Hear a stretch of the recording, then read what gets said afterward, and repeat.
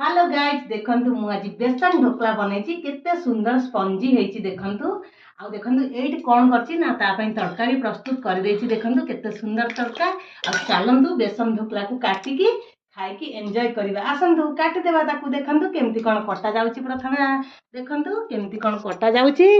एबे देखंतु कटा होउछि केते सुंदर भाबरे देखंतु बेसन ढोकला हमर कटा हे जिवो आपण माने आसंतु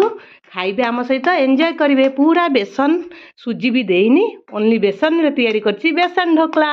देखंतु केते सुंदर भाबरे कटा जाउछि आपण माने आसंतु आम सहित आज बेसन ढोकला खाइबे केते सुंदर भाबरे देखंतु हमर कटा चलछि बेसन ढोकला